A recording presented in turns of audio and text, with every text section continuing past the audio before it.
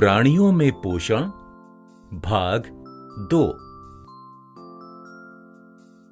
इस वीडियो के उद्देश्य हैं क समझना कि भोजन आमाशय से आहार नली के और कौन-कौन से भागों में जाता है।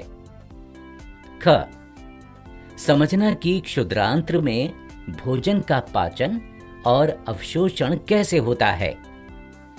ग क्षुद्रांत्र और बृहदांत्र के अंतर को समझना।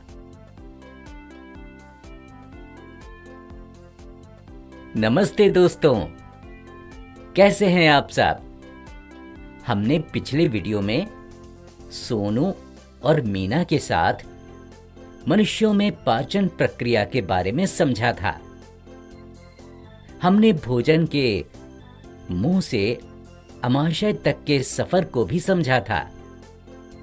आइए इस वीडियो के माध्यम से हम भोजन के आमाशय से आगे का सफर समझते हैं। दीदी, शाम हो गई है। आपने कहा था कि आप शाम को भोजन के आमाशय से आगे के सफर के बारे में बताएंगी। हाँ सोनू, रुक, मैं वह चित्र लेकर आती हूँ जो मैं बना रही थी।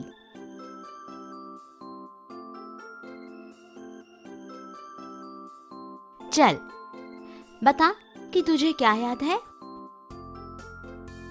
भोजन को अंदर लेने की प्रक्रिया को अंतर्ग्रहण कहते हैं। भोजन मुखग्रहिका से होते हुए आमाशय में पहुंचता है। आमाशय श्लेष्मल हाइड्रोक्लोरिक अम्ल तथा पाचन रस स्रावित करता है और जटिल पदार्थों को सरल पदार्थों में बदलता है। वाह सोनू, तुझे तो सब याद है। चल, अब भोजन के आगे के सफर के बारे में समझते हैं।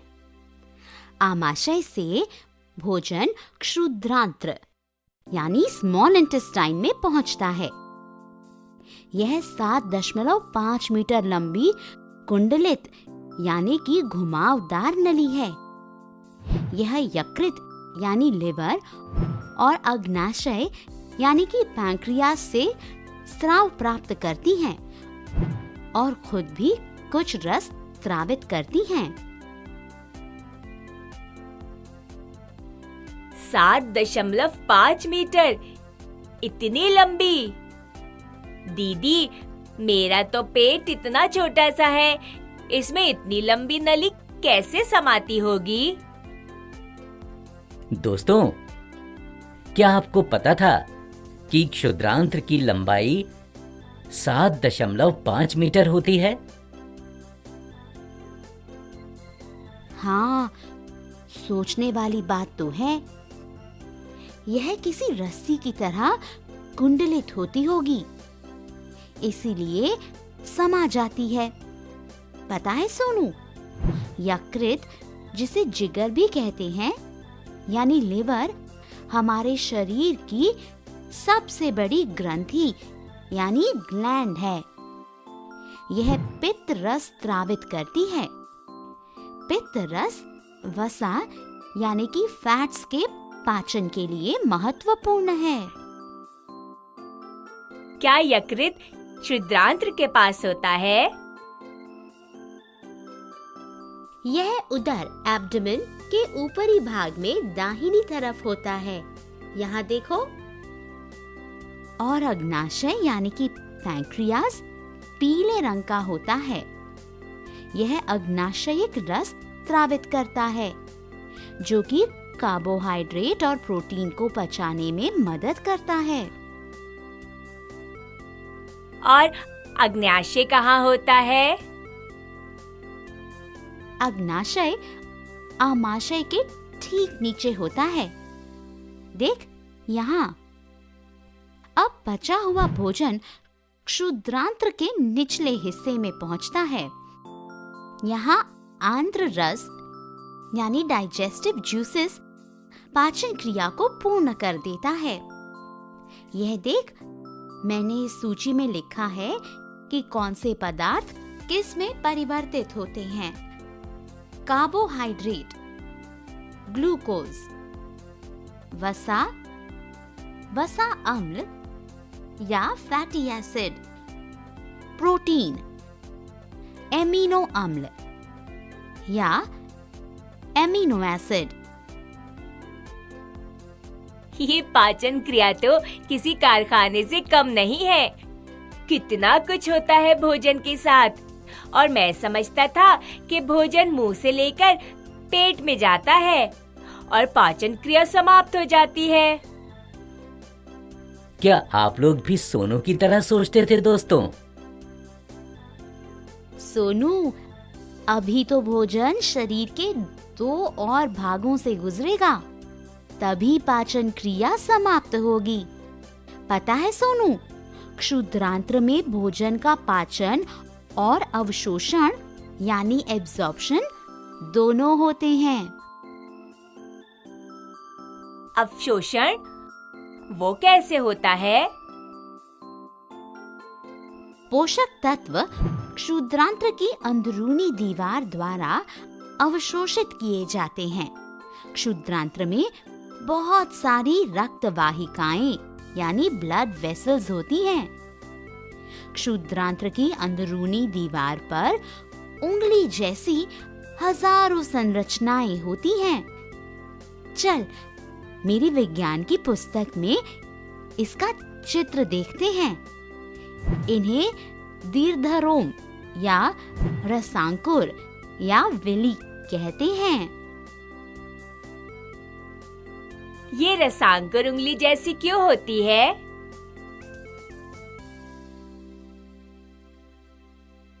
किताब में लिखा है कि उंगली की तरह संरचना के कारण पचे हुए भोजन के अवशोषण के लिए तल क्षेत्र यानी सरफेस एरिया बढ़ जाता है। रसांकुर में बचे हुए भोजन का अवशोषण हो जाता है और भोजन रसांकुर से रक्त वाहिकाओं में चला जाता है। अच्छा, तो ऐसे भोजन का अवशोषण होता है और हमें ऊर्जा मिलती है। कोशिकाओं में उपस्थित ग्लूकोज का विघटन ऑक्सीजन की सहायता से कार्बन डाइऑक्साइड और जल में हो जाता है और इस तरह से हमारे लिए ऊर्जा उपलब्ध होती है। अच्छा, तो अब पाचन और अवशोषण हो गया, तो क्या अब पाचन क्रिया समाप्त हो गई?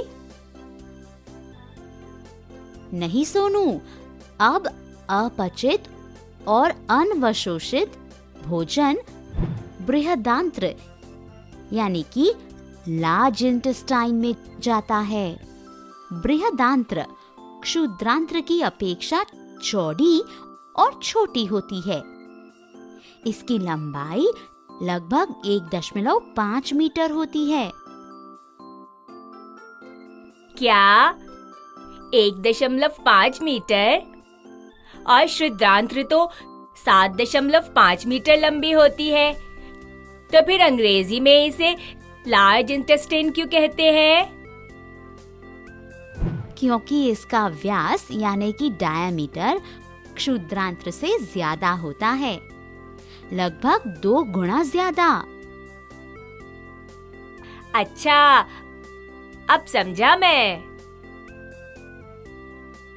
अब भोजन का वह भाग जिसका पाचन नहीं होता है, वह बृहदांत्र में चला जाता है और बृहदांत्र उसमें से पानी अवशोषित कर लेता है तथा बचा हुआ अपचित पदार्थ मलाशय यानी कि रेक्टम में चला जाता है और समय समय पर गुदा द्वारा यह मल के रूप में बाहर निकल जाता है।